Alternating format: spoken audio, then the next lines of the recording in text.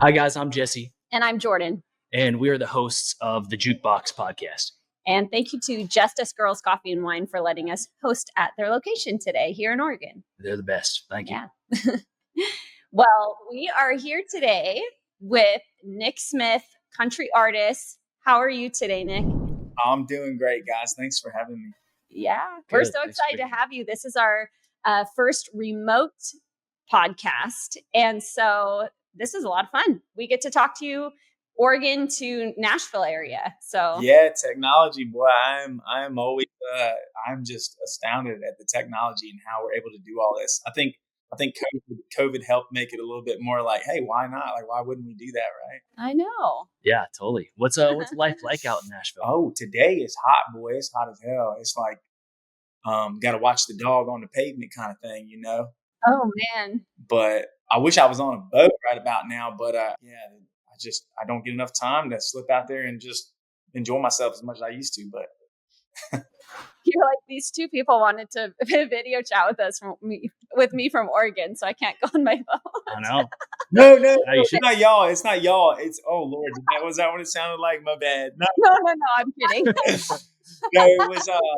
I wish I was on my boat right now. No, I have rehearsals tomorrow for tour, and to tell you how chaotic that world is, we had a band and sound, and it all changed last minute, and literally had to get a whole new band, all new sound, a whole new production. Like we'll be rehearsing from tomorrow till every day until the first tour day, and then which will be next week, and then. So today is my last day for getting all my errands taken care of.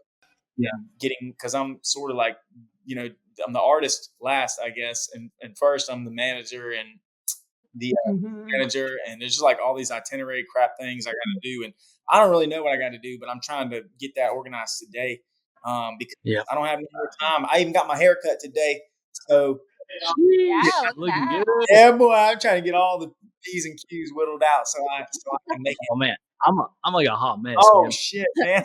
Yeah.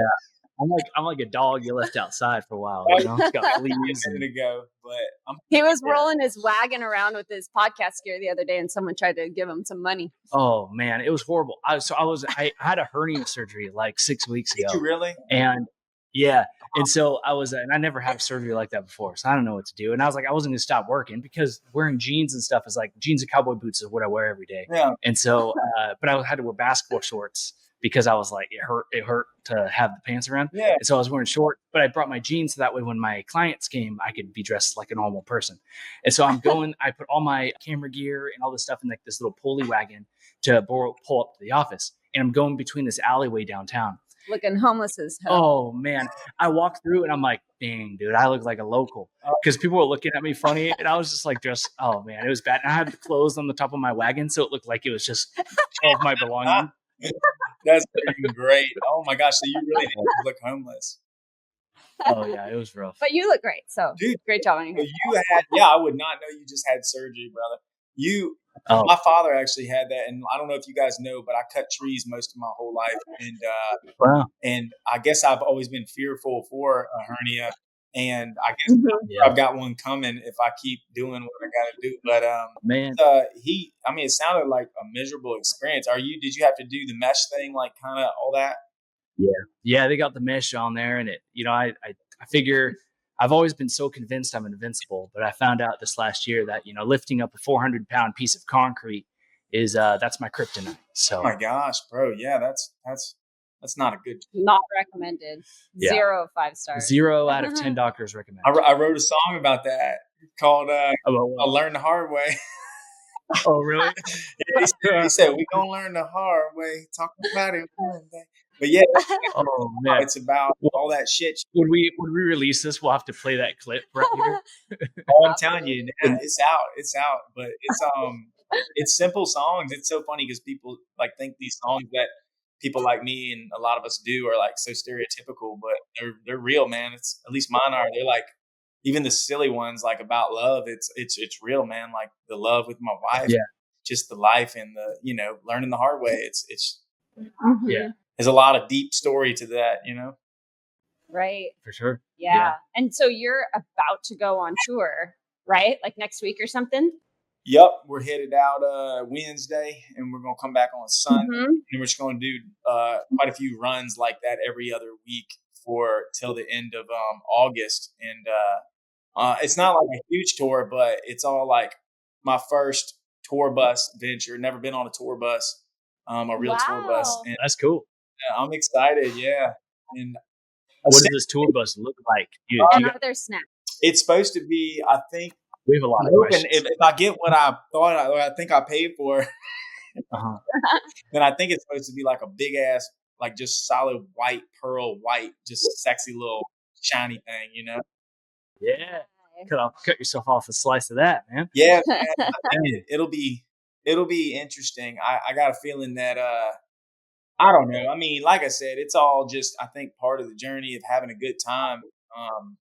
I don't think there's going to be a whole lot except for good times coming out of this tour. It's really not going to be a financially savvy situation, and it's not going to be quite the exciting venture with all the learning curves. But I do think that, you know, it'll be one of those things where we'll look back and whatever comes in the future and just hopefully the right people come out and party with me, my friends and stuff, because the videography and the photos we're going to get and the times that we'll have, you know, I think that's really what it's about, you know? I'll tell you what, you know, if you make a quick pit stop on the West Coast, just swing by. Just on the way. You know, we'll come party. They would try to charge me like, I bet just the tour bus to go out there and back is probably like, just if you had to do a one-off like that, just the bus rental, they'd probably charge me like $15,000 for that. Oh my gosh, that's a lot. Maybe not.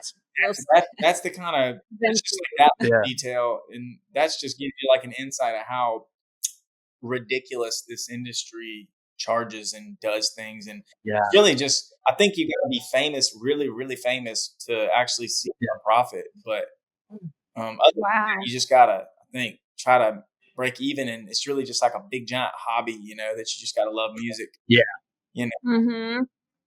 Well, I mean, that's kind of podcasting. So I mean, yeah. Well, unless we can get, you know, like, I guess hopefully I'd love to get like somebody who's able to get like, what do they call it, like endorsements or just like, that'd be a ton of fun. You know, or like, well, that would make it so we could come out to you. You know what I'm saying? That'd be so fun. Yeah, we could do it. Yeah, then we could do it on your boat. Yes, on the boat. Don't say that. If y'all come down here, let's do a podcast on the boat for real. Yes. Dude, I'm so down. Don't tell us that. It's a pretty you can't. Boat, man. You can't threaten me with a good time. It'll happen. We're like we have like the mic strapped down to the boat. You know what? I will say this. Speaking of that, this is really I don't know how this correlates, but speaking about the boat, for whatever reason, you know how they talk about algorithm and like socials. My wife, so 2 summers running now that and I don't have any posts about it, but if I don't really get no algorithmic love, but my wife and I, when we're on my boat, and we have her in her bathing suit, as you can imagine, and I'm getting images, you know. Anyway, do something silly, like make a joke or do a little skit. Yeah. For whatever reason, right now, little videos building right now. It gets like right now. I think it's like almost 500,000 views organic, and it just, I don't know why, but I guess what I'm trying to say is if we get on that boat, that is the only post that I've ever seen in my life for me that does go like pretty viral. So. We'll get one of you and me, Nick. You and me in a bikinis. Dude, bikinis, you know what I'm saying? Wives doing cool, like just being girls, and then us, and then just do a podcast. I'm telling you, bro, I swear to you, we'll get like millions of views. We were just talking before this, though. We want to do one fishing sometime. Yeah. So that maybe we'll catch a fish while we're recording. Oh, that'd be sick. Yeah, the little last video that got like 2 million in like 2 days. Oh my gosh! Dang, that is awesome. I love that. Like it could help. You know, it could help all of us. That's right. I build our businesses. Together. I love it. I dig that. You were talking a little bit about some of the inspirations and stuff that kind of feed into your songs, but maybe like before we go into that, I'd like to learn like just so people can get to know Nick a little bit better. So not the artist, just like Nick, the human. Yeah. What was your life like growing up? Ooh, my life growing up, boy, that was It's been an interesting one. I was a bit of just a wild kid, I was always out of hand breaking rules, still don't break rules. Probably, I guess you can call that the average country boy. But I grew up kind of in the middle of nowhere, and I actually grew up, public schools, took 30 minutes, 40 minutes to get to the Walmart. And then I had a lot of troubles. I grew up pretty fast, I think the word is. By the time I was 13, 14, I was making some pretty big decisions for a youngster, I guess. And some of that was like I seen a lot through my mother with mental health and issues and drinking.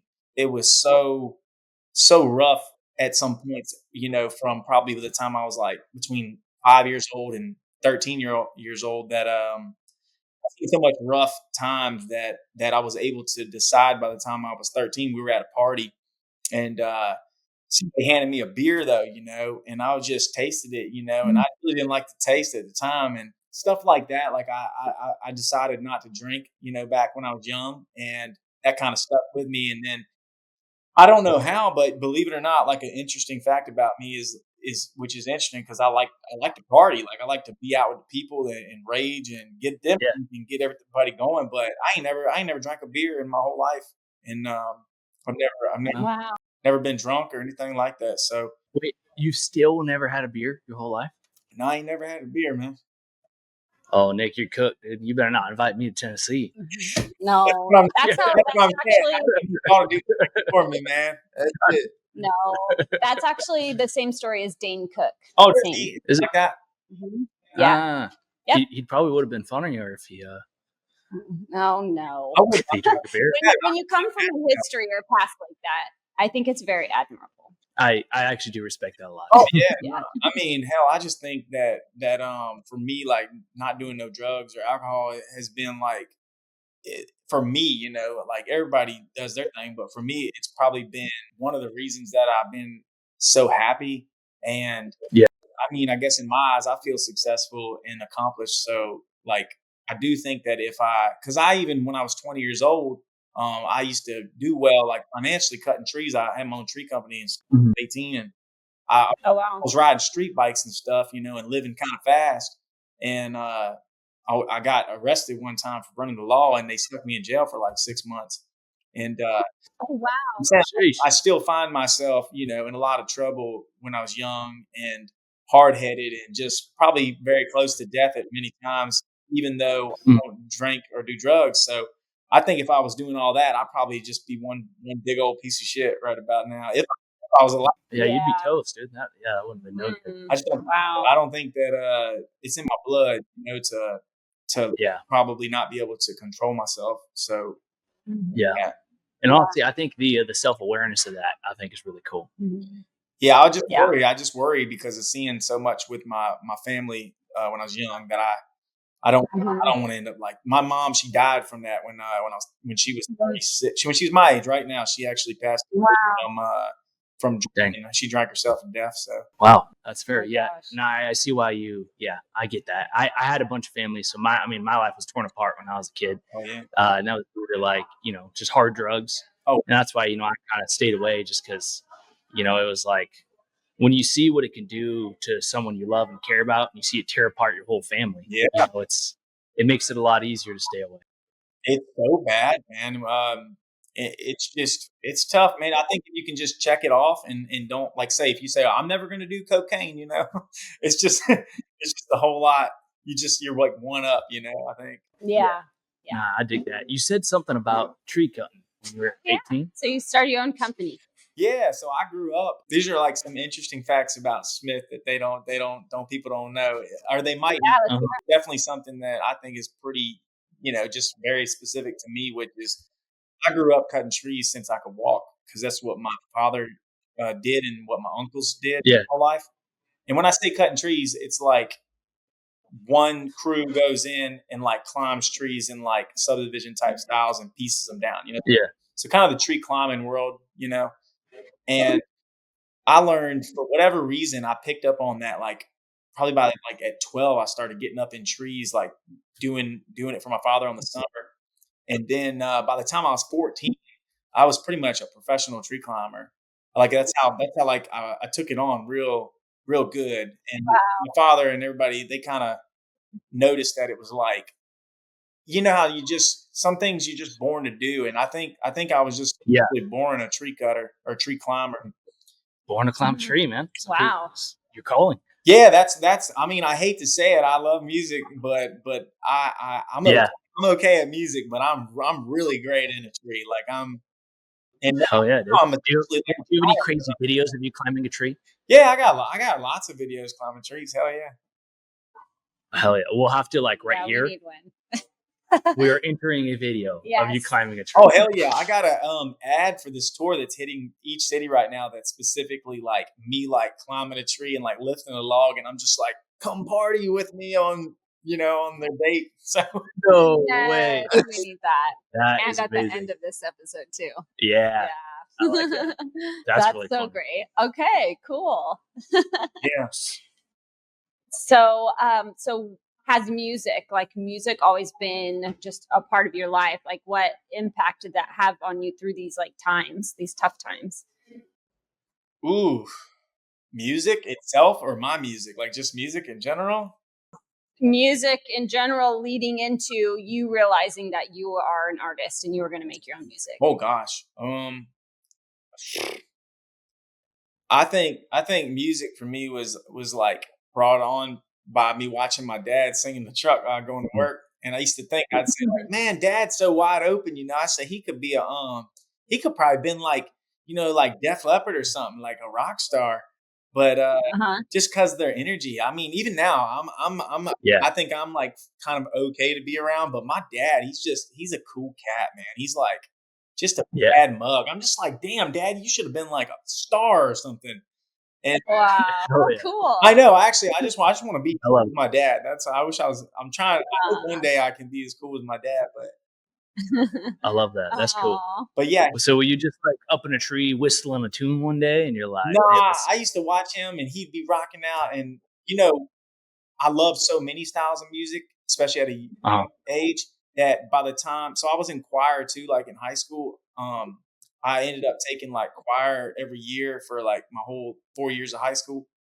And even though it wasn't cool, I thought I just loved it. Like there's something about the vibration. So that's my number one passion in music is singing. Secondary is writing and playing. But I love the vibration that comes through like to the head, I guess.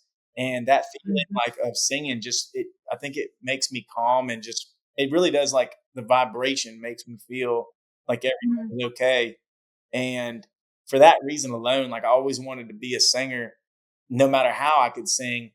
And for many, many years, I put on like cover shows like throughout the whole, East Coast and played around and got some cool stuff for myself doing cover type shows. Yeah. I mean, I put out records, but like, I don't know. I got to a point where I didn't want to do covers anymore. And I really wasn't really that pleased with my early music because I used to wear a cowboy hat and I used to wear cowboy boots and stuff. But only when I was doing my music, I guess I felt like I was kind of like lying to the people and lying to myself that I was like, I thought when I was young that to be a country singer, you had to wear a cowboy hat, and kind of be a thing that, like as if you were from Texas or something. But I'm from Virginia, you know what I'm saying? And I cut trees like, so I didn't realize that, man, that's all I ever had to do is just be who I am, Yeah. If you just well, you can't. I don't think you could climb a tree too good with a cowboy hat on. Yeah. You know what? I didn't like that either. I don't like that when I sit into my truck or I don't even understand cowboy hats that much because when you're riding on a horse, if you was riding on a horse, they don't stay on. It improves your roping skill by like 20%. It's like racing stripes in a car. It just makes it faster. I'm with you, man. I mean, cowboy hats are tight. I think I'm past my cowboy hat era pretty far. Yeah, that's fair. But I got some cool photos. I actually had a dude send me a photo yesterday of me wearing my hat back in Nashville doing like a CNA thing like 10 years ago. Nobody, I don't think anybody currently who's coming around for my music knows anything about that. So that's kind of something cool, but the music is just something I don't know. I just love music so much. I can't even tell you. I don't even know. I'm not saying it's my purpose in life, but I definitely think that it's the biggest thing that I could do that could help, anybody who needs to feel something, to like just all right, like with positive type music or to cry, maybe just to feel something so they can feel alive, so they can just remember like life is good. Yeah. How does it feel when you are playing a show and people they know and love your music and they're singing to it? And I mean, that's got to be just a crazy feeling. Well, I've had that very minor in the sense of so many major artists. So I think the whole, seeing like some kind of huge crowd doing that, hundreds and hundreds of people. I have seen it one time. Looking back on some videos, I used to throw a big bonfire concert that I'd had a couple thousand people that I'd put on. It was like an event that I'd put on I put it on like. Oh wow! I used to do that back in Virginia, and it was called the Bonfire Concert. And it was, even back in that day, it was about $35,000 I spent on that thing, and I put up a big old stage with the drop down speakers, Wow. And I'd have all the ticketing come, and I'd pre-sale tickets, and I'd have them come. I even had to get a county permit for that thing, and I had to order the potties, I had to order the lights, I had to get my buddies with we go down there and pick up all the rented light, systems, and jack them up, and fucking buy a generator. I had to go get a special truck to go get this giant generator, and oh my gosh, kinds of shit, man. And that was the couple times in my life I was singing the Nick Smith show, and they were old record. I have seen, a bunch of my hometown folks who they never let me down. They were down to party, and they was singing. So well, I mean, it's definitely the full circle though. That whole feeling. Yeah. I mean, the way you're going, and you're about to go on tour. I mean, you'll just be seeing more and more of that, guaranteed. So I hope so. That's pretty awesome. I hope somebody comes. If you came to Oregon, I mean, Jesse and I would be front row singing all your songs. Hell yeah. I might even take my shirt off and run on stage. Hell and then get Tay dragged by security. Dude, that would be sick, bro. I would. Nick's like, get out of here, Nick's here for this. Man, if we got any luck, then we will be partying soon. So. Hell yeah, brother. That'd be a ton of fun. Hey, y'all had I think that's how I came on to you guys through my buddy. I had seen y'all did my buddy Brandon Hart. Yes. I love Brandon. Yeah. Yep. I'm actually gonna go spend 4th of July with him. So. Oh hell yeah. Yeah. I ain't seen him quite a few years, but I see him through the socials, and I think we touched base a few times on text. But it's like you're doing the same thing, but Brandon's super talented. Brandon's got more talent in his pinky than I got, in my whole career. But oh man, no, he is super talented. I love Brandon. What I liked the most about him is like he's just a good human. You know what I mean? Like him and his girl Melissa, and just who he is as a person. I think. He's also very real. Kind of like we were talking about before the show. Yeah. He does not, and like you can just tell, like when you're next with somebody and their energy, like you can tell. And he's great. So we went to one of his, he opened for a show that we went to, and we're like, you're pretty cool. And then he's like, I just moved to Oregon. And then we're like, want to be on a podcast? And next thing you know, we're hanging out with him. Hell yeah. No, Brandon, it's such a small world because like, when I think about Brandon in Oregon, I'm like, what the heck is he doing? What is he doing in Oregon? Oh man, Oregon's actually has a lot of similarities to Tennessee. Does it? As far as what it looks like, yeah, a lot of the it looks very similar in a lot of ways. And I know there's very different parts of Tennessee, but there's a little bit more green hair and a little bit more fentanyl in Portland, but outside of that, it's a beautiful place. I'd love to get out there. I feel like it's like one of those things, man. I want to go to all these places, but I'm just like, I would actually hope that music could journey me to all these cool places like Oregon. Yeah. That was always my dream, I guess, with the travel aspect. Yeah. Well, there's a lot of cool spots out here, and I think there is a growing love for country music, and not just that, but I think people are liking a lot more independent artists. I mean, that's how we met the Talbot Many brothers. Of my favorites. And was like it was just us finding cool new music. It's kind of like microbrewing. Like out here, that became a super popular thing. It was, instead of getting like your Coors or your Modelo's, like people liked a lot of the more local brews. I think it's kind of turning that way with music. Like people, cause especially with Spotify, with social media, like where you're able to, if your algorithm is set up this way, so you'll lots hear of boat videos. You'll hear about more and more different kinds of music.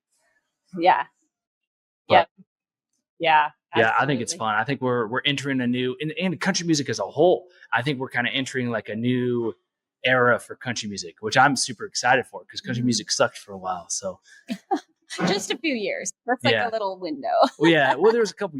Well, it became kind of pop, and let's we should all fight about it. Let's go.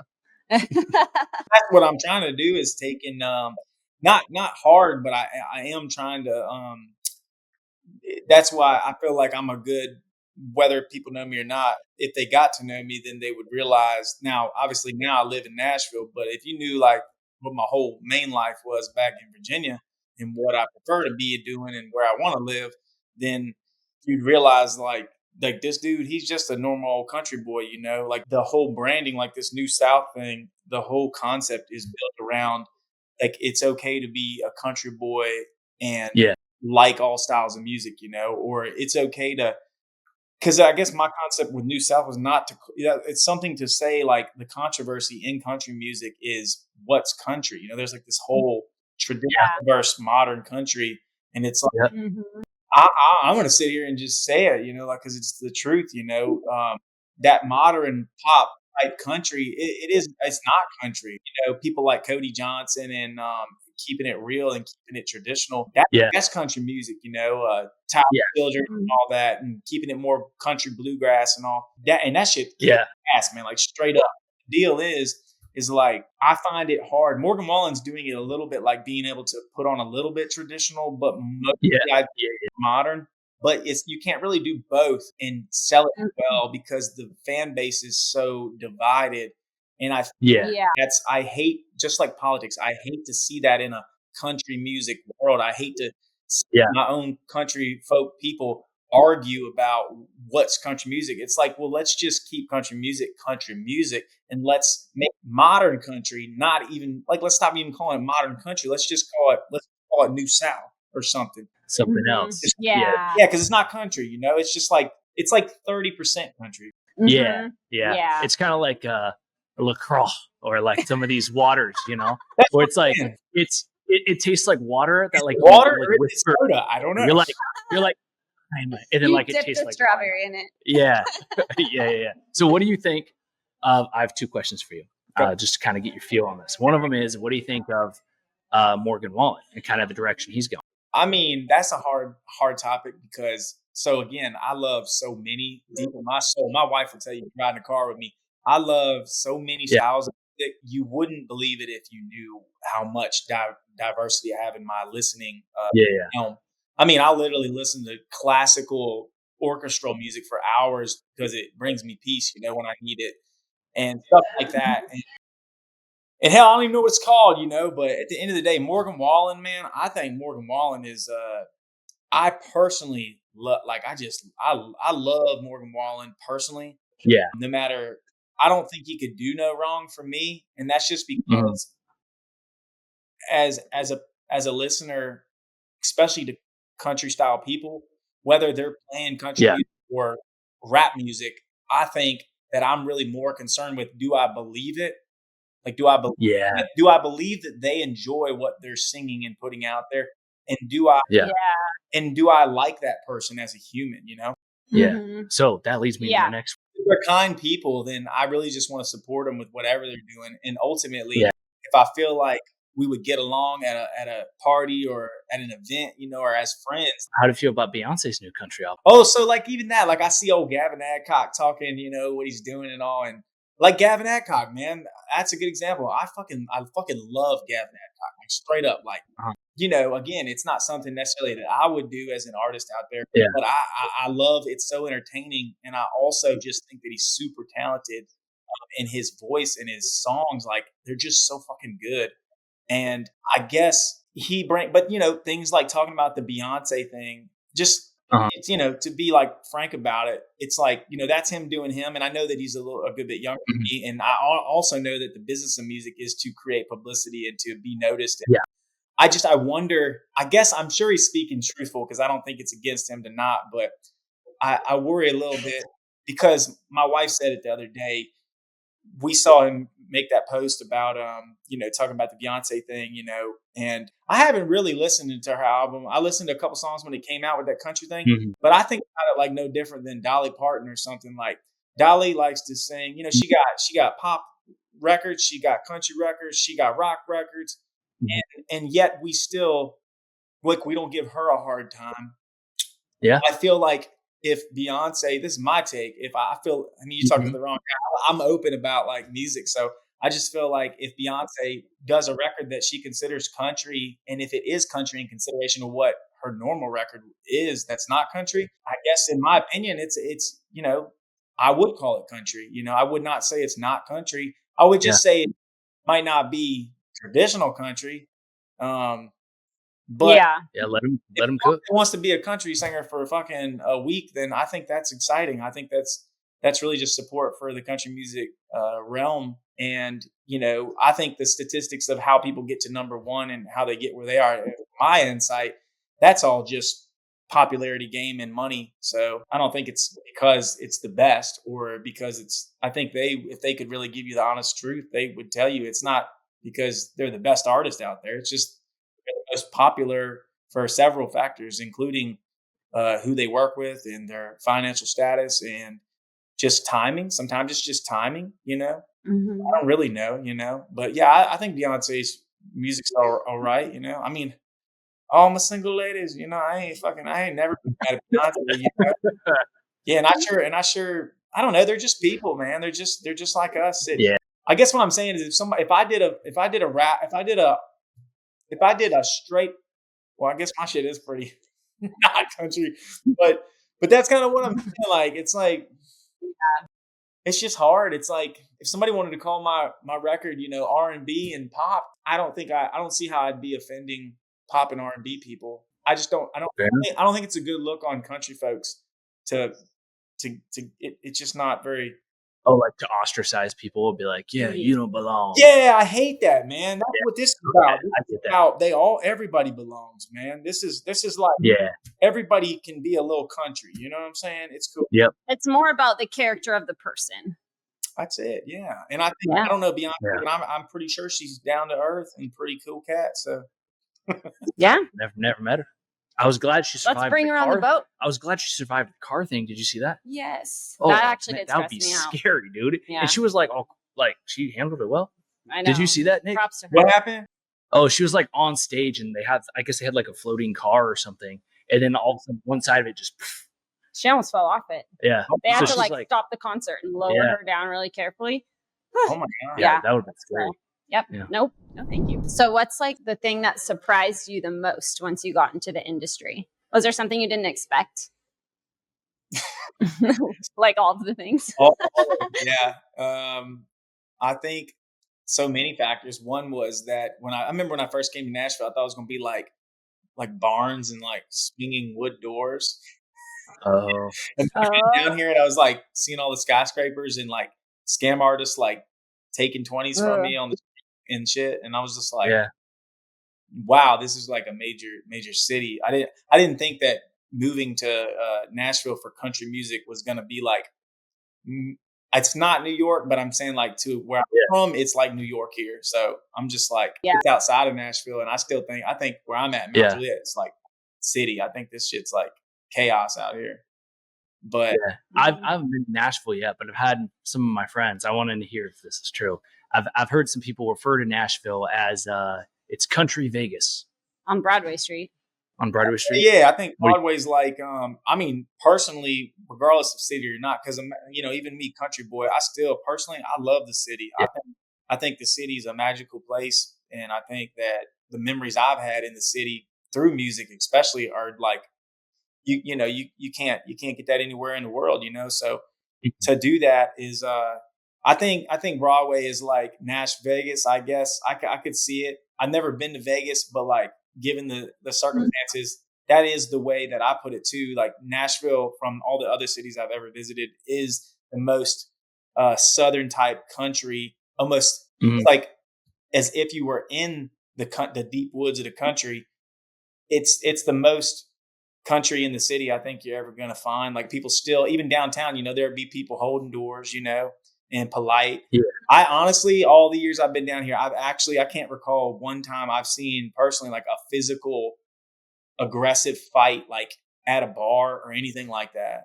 So, which is odd, with all that alcohol, but everybody's just cool, man. Everybody's cool down here. Yeah, that was something that struck me. I really only went to Broadway Street, so I know it's not realistic for most of the state, but it was such a different vibe than even just like Oregon bars. And I have been to Vegas, and it was so disappointing. It was gross. You're always like scared of like getting roofied or hurt or someone stealing your stuff. And then I went to Nashville, and it had all the bright lights and the music, everything I love. But the vibe was so different. Like you'd walk into a bar and everyone is so friendly and they're like, sit down by me, I'll watch your stuff or this and that. Like, how are you? Where are you from? Like so different. I was like, I like this. I could handle this. No, Nashville's definitely, I think it's hard because I don't want to be like biased to it, but I think I am a little bit. I love it here. Like I don't love the city per se, but I do love that city, so. It's cool. That's awesome. Yeah. Well, what were some of the other things that shocked you? So you said the city was the first one. Honestly, in the music industry, is that what we're going on? In the music industry? Yeah. Oh my gosh. Yeah. Y'all want some dirt? Is that what y'all want? Y'all want some dirt? Oh yeah. Yes. Give us the dirty deeds. Well, I get dirt, man. I got hard facts on it. Yeah. I'm talking about I could throw some people under the bus. Like you got me thinking right now. I was just like, how many times have I been fucked? And then I'm like, okay, here's some dirt that's kind of past due. So like, it's fine. It's like, it doesn't even matter. It's time. It's their time. Right before I moved here, I had a manager who wanted to sign me on some paperwork to, take a standard cut for helping grow me as an artist, which I think that might've been a very beneficial thing, but he recommended an attorney to me. They say that this attorney or certain attorneys were able to open doors, if you paid their fees, it's kind of who thing. And which I guess is the thing, but I've never had it work for me. So ultimately I went to this guy's house and I brought him, he said his retainer fee was $2,000 or it was like 2,000. I think it was 20. Dang. It was actually 2,500. I think I brought him $500 of my hard-earned $100 bills. And I paid him and I said, hey, man, I need you to do some of the things, like reach out to some people and I'll have you do some things. But like right when I move here, I said it'll be within the next like 6 months. Does that sound like something we could do? He said, that's great. Right. And this guy, y'all want his name? I don't give a shit. Yeah. Bury him. Well, it sucks because he was getting Alzheimer's at the point where he retired. So I don't want to say that because I think they knew very well what he did, but I think it was just But his name was Craig Hayes, and he was a known attorney for the music industry, and he had a partner. Yeah. His partner ended up inherently helping me at the end of it get my money back, but long story that's short, good. I had to take this attorney to court because when I finally tried to use my money for services, he had retired, and then he told me that he won't get my money back. And I said, yeah, but you didn't do any services for me. I need my money back. And I was telling his wife, I said, I need my money back, and she said, you're not going to get your money back. And so I had to sue these guys. When I sued them, we went to small claims court right there in Franklin, Tennessee, which I'm thinking, like little artist, like really high powered attorney. I'm like, I ain't never going to get my money back. But I was like, just trying to stick with the little man. And so when we went to a small claims court, he pulled out a whole stack of papers of literally like fake papers that literally showed where he said that he spent money where things that I had him do, which was a complete lie. And when I looked, I said, "Can I look at the papers?" So when he brought them over to me, I looked through all the papers personally and realized, like I said, it's not my stuff. So I told the judge, I said, "Hey, judge, this ain't. I don't even know what any of this paperwork is at all. I've never called this guy, but I went to his house, paid him some money, called him 2 times, said, 'Hey, I'll be down in Nashville,' and then I just wanted my money back because he said he's retired and can't practice now." And ultimately, and when he came, he brought his partner, who is a major still practicing attorney, for him to support him in this case, which is insane. Oh, wow.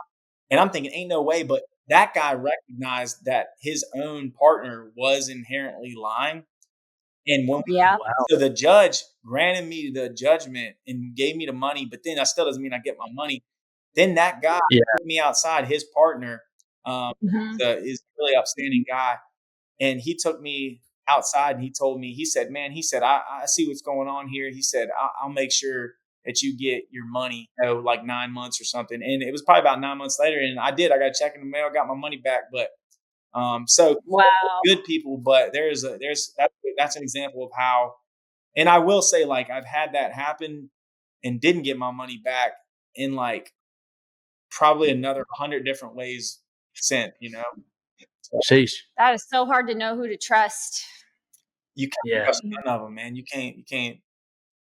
Mm-hmm. What you do? How do you pick the music industry? You just throw your money and your stuff in the wind, and most of the time you just watch it go down a toilet, and then you just have to, like, it's like the casino with like probably less chance, and it's miserable, man. And that's why a lot of people quit. They quit because it's just like, where can you get?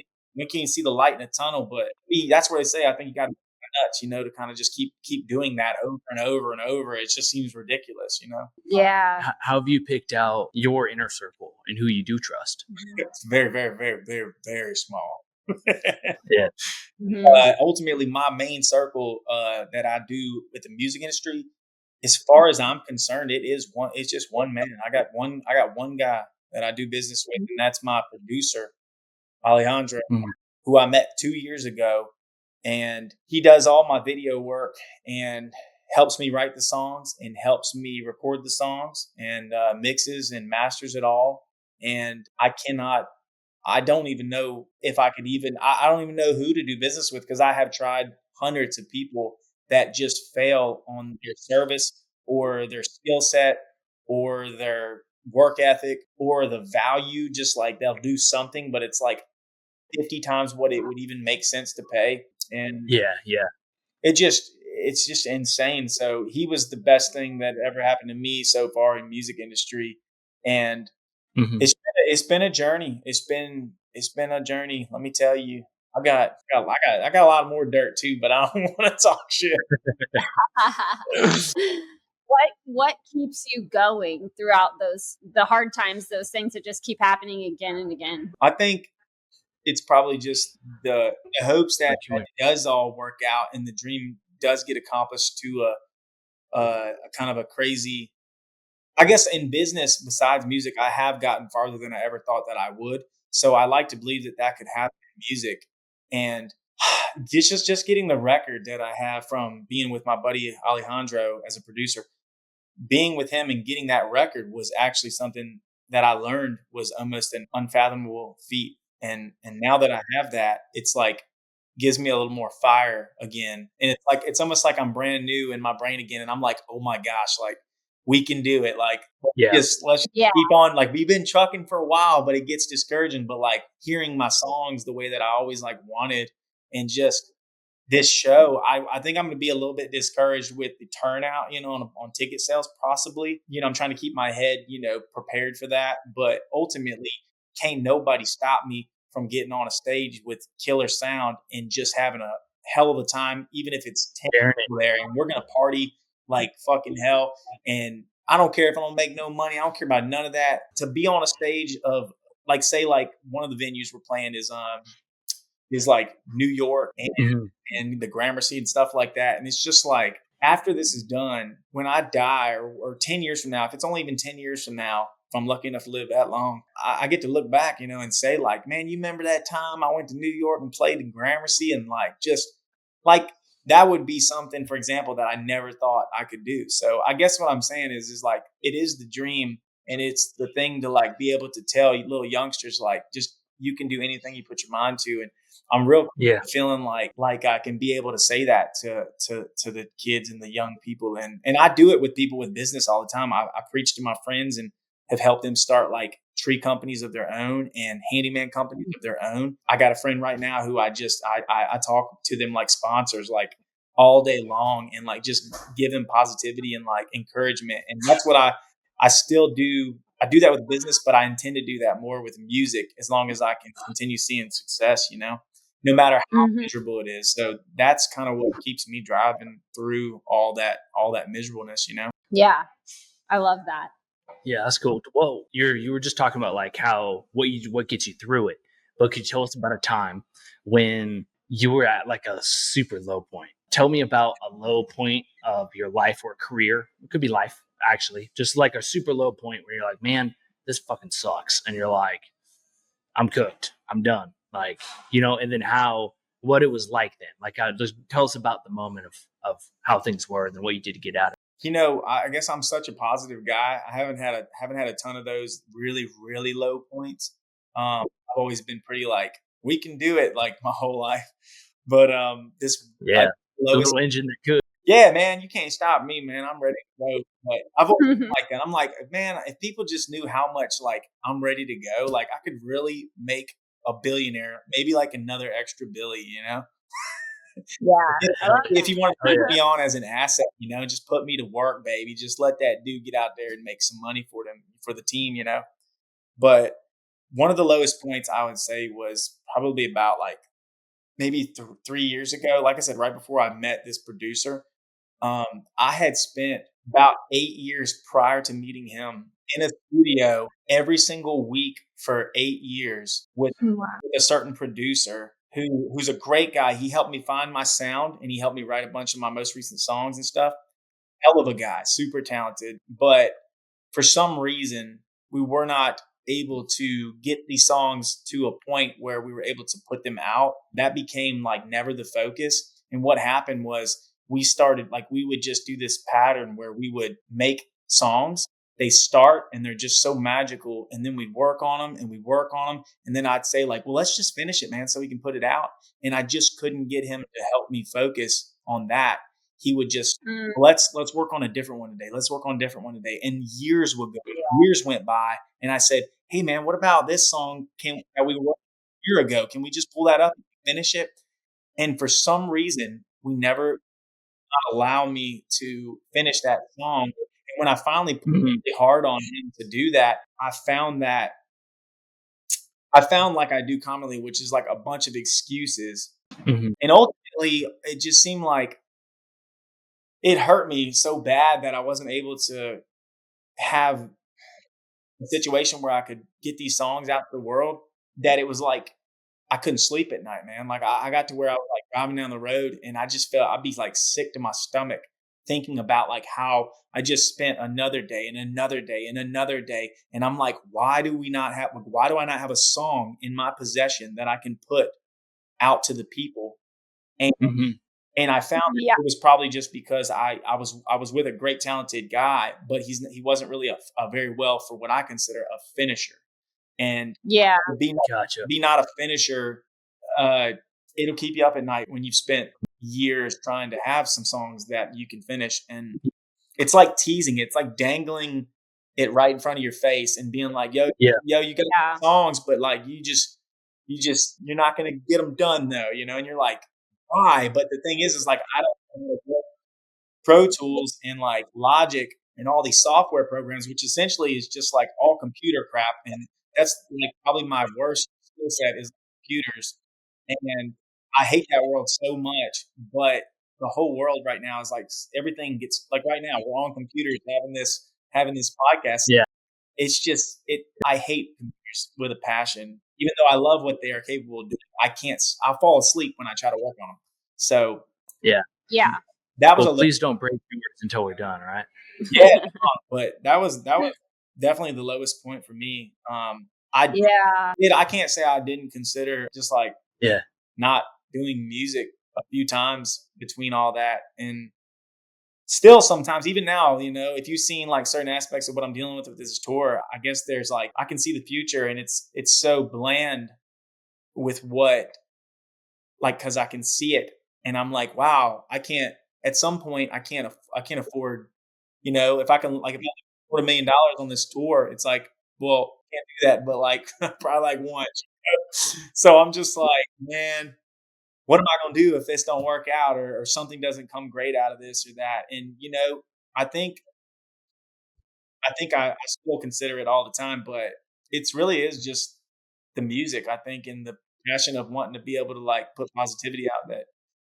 Yeah. Do you find other artists that are just a little farther along like than you that will, give you advice or like, help you? Or is that something that's not common in your industry? I do get advice in certain aspects, but when it comes to the things I think that really count, Mm-hmm. I wouldn't say that anybody in this industry is open like that, in which I can't get mad at them for, but at the same time, it is upsetting. Mm-hmm. An example would be if somebody has, like just gatekeeping is what I guess we call that. Yeah. Everybody's guilty to an extent, but in the music industry, it's very competitive styled, and Mm-hmm. people have the secrets, but there are some cats who are really just so kind. And it seems like, just like in the business field, it's like the ones who are winning the best are the more like meaner ones, which means like they're more business savvy, which means like they're sharks, man. They ain't gonna tell you shit. And Yeah. that's what kills me, is because I feel like in the business of tree cutting. So I'm 36, but when I was 30 years old, I learned how to do direct mail marketing on my own. I figured that out with like physical postcards that go into the mail, and it changed my whole life. Like, just to learn something that is so simple, that when I was 18 and started my tree company, and I used to like knock on doors and like get word of mouth and built my business through years. It took 10 years to get where people just call my phone all the time. But when I was that direct mail thing, see, when I moved down to Nashville, I had to restart my tree company so I could keep making money. So I had to get all new clientele. But I learned after the first year of being here how to do direct mail marketing, and to learn that process. And the thing about it is it's so simple to do that. And anybody who's running a trade business, like residential style, they can have any job they want, anywhere they want, anytime they want, if they just do direct mail a certain way. Like a guy like me, like I've even thought about starting courses for it, just to like tell people, and even if it was a small fee, it's like, oh, I'm an open book, baby. And that's just because like I know it works, and I know that there's plenty of work, and I just don't think that people listen enough anyway to like oversaturate. So it doesn't really matter. Like, I just feel like, and I tell, like, one of my buddies I was talking about on the phone right now, he used to be one of my partners for one of my handyman franchises. And he made me a lot of money just being my partner through a few years. And now he lives in Knoxville, and we're not partners anymore for different reasons. But ultimately, he's still my good friend, and he wanted to know all the knowledge of the marketing side, which was what I handled for our business. And I know that if he has that little bit of knowledge, it changed his life. And now he's on his own. And literally, this is what I'm trying to tell you. Like, it's happening right now. I set him on the phone, and I said, hey, man, I'll talk to you and tell you all these little details. You can be sure that if you go, just do what I'm saying, it's going to make you, because he's now at a job at a 9 to 5 for like a couple months, and he hated it so bad. And he's calling me, and he's like, man, can you please tell me? And I said, all right, I'm going to tell you, man. Because that's what I'm saying. Like, I want to help people, like, just generally. And he took, and he done marketed about 4 or 5 days ago, and he already locked in like 15 G's worth of work. And like, dude, that is so cool. Yeah, and he's himself, and he's got his tools, and he's got his truck and his trailer, and he's literally out there banging it out, making checks right now. And it's just like, I love that. I guess I see the win with that, with just being the guy. I want to be the guy who was the one who did help. And I feel like karma comes back like that, like maybe he'll be my business partner in the future, in a bigger aspect of the handyman company, just because of the kindness that I was, to him, because he might feel lightly indebted, but maybe not. But, he can't ever say, for the rest of his days, like, man, if it weren't for Nick, man, I don't know where I'd be on financials. You know what I mean? Yeah, for sure. Yeah, no, I mean, I got a couple people like that in my life who like just came in at the right time and like, showed me how to do some stuff, got me off the streets. And so it's like, if it wasn't for those few people who, they didn't need to help you, they've no financial incentive, there's no good reason for them to help you other than they're just good humans. Yeah. And it's kind of like, I don't know, I remember every single one of them and I keep them in my head. I'm like, man, if I ever make it, I'm come back to help you. See, that's what I'm saying, bro. That's what I'm saying. And I'm the same way. Like right now, I don't have like multi-millions of dollars to just like be throwing out. But I can tell you this, if I was in a position where, say, which I think music could be that if I ever got lucky enough, imagine if I could, pull in, if I was pulling in like $10 million a year, man, like I know who I owe, I don't owe a lot, but I'm saying like, for example, like my producer right now, man, I owe him the world. Like I'm talking about, I couldn't give him enough money or help or whatever. Like I owe him everything, man. Like these people who have, like you said, took the shirt off their back and took their time and just like didn't have to help me, but they did. And there's only a few people like that in my world, but I owe them, man. Honestly, that's how I picked at my wedding when I got married. That's how I picked my best men down the line, was not because they were my best friend, but I picked the cats who I felt were the most kindest souls that I knew that if I don't even see them anymore for the rest of my days, like if you needed something, like they're your boys and they'll be there, like they're just the good ones, the ones who understand what's important in life. And I just felt like that's the kind of guys I want to spend my biggest day with, So, yeah. Hell yeah. I love that. Yeah. So what's next for you? And I know you have your tour coming up. You have some new music out. Do you want to talk about any of that and then anything else exciting that's coming up for you? Sure. Yeah. I mean, I guess it's not too exciting. I really just have more music coming. We're working on that is exciting. Yeah. I'm trying to get another album ready. I haven't got a name or anything for it yet, but we got a handful of songs already done. And I actually do got another song. I got a little remix song coming out so I just released a song called Party All Night, which is pretty standard type lyrics, but it's just for raging, so everybody can get a little more fucked up and rage at the concerts.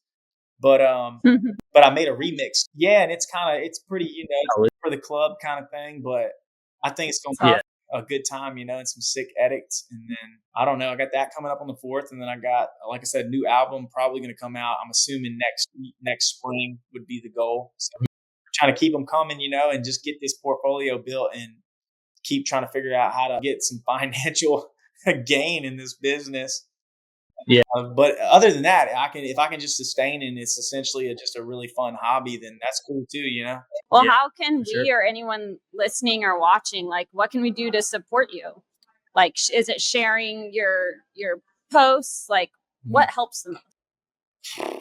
I honestly just think giving a moment. I think this is something that people don't do too much anymore. Just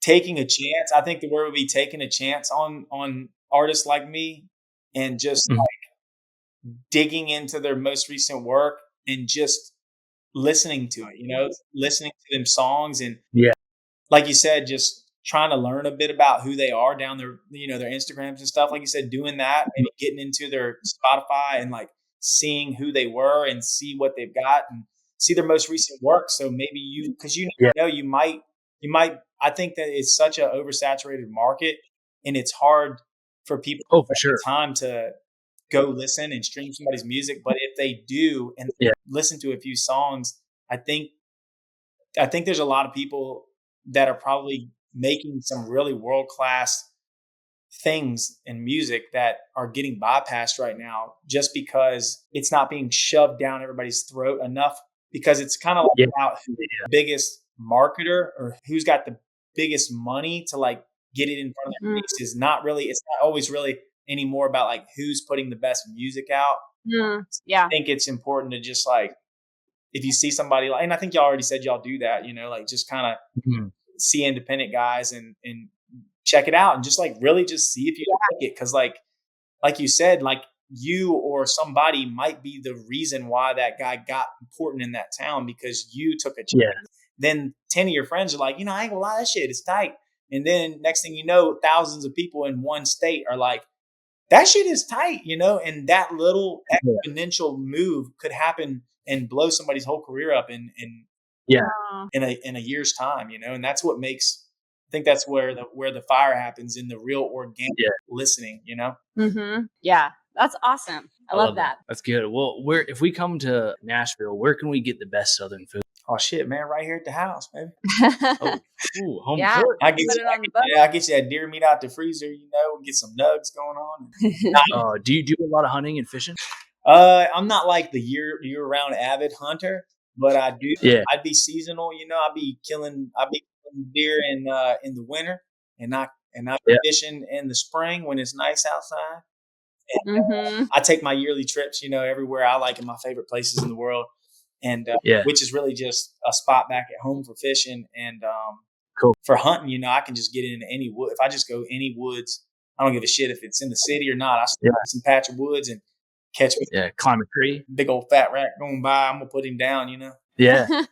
What'd you end up getting last year? Believe it or not, last year I only killed one little doe. I was gonna say ever since I killed a pretty nice one. Pretty sweet story back at home many years ago. I killed so many, but I killed finally like my biggest one that I got on the wall, a big, beautiful 8-pointer. And you got an 8-pointer. Okay, we have to hear the story. Oh man, no, he's beautiful. It's not that exciting of a story, but it was definitely a shock because I went in the woods, all creeping real slow. I went to where I was going, deep down in the swamp, and I had my 30-06, and it's probably about 7-8 years ago, and I eased down in there. I'm talking so slow because I don't want them to, notice me as a different in the woods because I'm in their home. You know what I'm saying? Yep. So I had all the time in the world. I come early, so I was doing the evening hunt. I eased down there so slow. I creep up on a patch of turkeys. I listen to them. I watch them run around. Then I hear off into maybe 100 feet away. I'm hearing this these deer running around. They don't even know I'm here. I'm creeping in the leaves, all that creepy. And I said, all right, there they are right there. So I said, well, I'm going to, should I go over there or should I? Because they hear me. They're where I'm from. They hear you at all. They don't got to see you. They hear you. They're gone. So they're out of there. Yeah, they're wild as shit. They're not tame, Yeah. And man, I got down in there and I didn't even get to where I was going. And what I did was this doe came running running straight at me, man. And I got down on my knee and I look at the doe and she looked right at me like that. And I went to shoot her, but then she ran off. And as soon as she ran off, a big old buck, he come. Oh my God. What it was in the rut. See, so he was chasing them does. Oh, he's trying to get some tail, dude. I get that white tail. He come up. He come running straight down, and he stopped right where that doe was exactly. And this all happened in like a minute. And then but I still had my gun up, and I won't move, And what I saw was I seen about a couple little points. It looked like a little baby basket rack, little 6-point, little small buck. And I thought to myself, what? This is pretty goddamn lucky before I get down to my spot. This is great. So I put it, so it was so thick I couldn't see his body though. I just seen a little bit of I eased down right where I thought his chest was and I pulled the trigger. Oh, just a guess. And then I saw him flop. I saw a whiteness, his belly flop over. And when I seen him flop, I knew I had him. But then what the case was, I walked over there, and I mean, that son of a bitch was fucking that big, man. I mean, that son of a gun was so big, I couldn't believe it, man. And so I killed, plenty of pretty nice bucks in my day, but this one takes the cake, man. It was so. Oh, I bet that tasted great too. It was so damn big. So it was so bbig, I couldn't get out the woods. I had to call my dad down there and help me get it out the woods. It took us about an hour. And not that I still don't kill bucks, but right now, most of the time, I let them go. And what I do is, if I don't think it's bigger than the one I got on the wall, then I really don't shoot it. What I do is I just kill about 1 or 2 does just so I can get some good meat in the freezer. And then I just a big buck. And if he's bigger than that one on the wall, I'm going to take him. But I haven't crossed one as big as the one I got yet. So we'll see. That's awesome. Yeah. Well, you'll have to let us know if you do. Yeah, and you guys hunt? Yeah. I hunt and fish quite a bit. I do mostly bow hunt. In fact, I just bought a rifle this year. Yeah. And so I'm going to go. Yeah, I just got a 6.5 Creedmoor from the Montana Rifle Company, and so I'm going to go give her a try this year. Hell yeah, man! I shoot. I don't hunt. Yeah, yeah. I would. My no one invites wife me. used to do. Yeah. But we're going. You want to come hunt too, Nick? Oh, I'll come to Oregon and hunt. You know I will. Okay, we got a bunch of, because we got the Roosevelt elk out here. Those are big boys. Elk? Yeah. So yeah, we got a lot of Roosevelt elk out here. And if you go on the East Coast, this is the Rocky Mountain elk. Those are a lot easier to get. Okay. Either way, we're gonna have a great time if you come out. Our elks are real big, aren't they? Yeah, they're pretty big. Yeah. Yeah, it's no moose, but they're big. When you kill an elk, if you kill it where you can't really get to it, you gotta take it out in like sections, right? Sometimes. Yeah, they got bags for that, so you look like a murdery Santa Claus on your way out. Wow, that sounds like a good time though. I ain't gonna lie. Well, come out, let's go. Yeah, we have boats here too. Yeah, in fact, I'm sure Brandon would come too. Yeah, Brandon will come. Yeah, I know he'll get up in there. Yeah, I was just talking to Brandon about hunting this last weekend. So I was over at his house and we were talking about going out this year. So it'd be a good time. Y'all do that? Do y'all have the same seasons like over here? Is it summer there right now? Right, same thing. Yeah. So bow season starts about August into September. Then rifles right after that. But I'm native, so I get. Okay. We get special seasons. Oh, yeah. So you can be killing elks with a bow? Yeah. Well, yeah, you can kill elks with a bow for sure. That'd be pretty wild. Yeah, but bows nowadays are crazy. Yeah. Like they're pretty intense. But I'm gonna try killing them with a rifle this year. So hell yeah. Yeah, I might have you guys just know, I don't know if they'll do it or not, but do you guys watch hunting channel or anything like that? I don't. I do. I'm not against it. I just don't. Yeah, I do a lot of YouTube channels of hunters and stuff. Okay, I was just asking because I don't really know. I don't watch it myself currently, like a lot of TV, but with all this social media. But I got some friends who have a hunting channel called Red Arrow, and they're from where I'm from. If you know Red Arrow, you ever heard of that? No, I haven't, but I'm excited to go try it out. Like a whole hunting channel for many years. I don't know if they're still currently doing it, but as far as I know, they are, and they're like I'm talking about a real TV show, straight up on the Outdoors channel. They've had it for many years, and that dude, his name's Kip, and he's so cool. He's the funniest, coolest mug. He's right literally from 30 minutes down from where I'm from, and he's just a badass hunter. And I wonder, I'm sitting here wondering, I wonder if y'all would ever link up and want to do something with him, because he's such a personality. I'm talking about dude, that'd be cool. He's like a TV star, you know what I'm saying? So yeah. We gotta look that up now. Yeah, well, because Roosevelt elk are really only over here, so he could come out here and we could shoot something really cool. He might, man. They always be I don't know if they're still journeying for more, but I'm sure they are. They just live, eat, and breathe adventure in different states. And, that'd be cool. And hunting and just, I don't know, man. Them cats, I'm sure they'd love to meet you guys. Yeah, that's cool. That would be so cool. We're gonna look them up after this. Yes. Well, hey, thanks, Nick.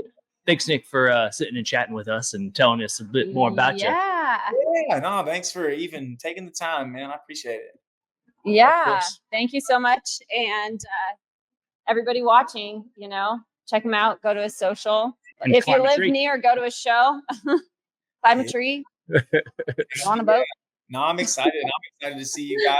I'm gonna be watching more podcasts. And, just the journey of you guys grow what y'all are doing, and giving outlets for guys like me too. I appreciate it so much, and I think it's hard for guys like me to even get an opportunity to be on a podcast like yours. So I'm grateful for it, and I appreciate you, Jesse and Jordan, for everything, man. Yeah.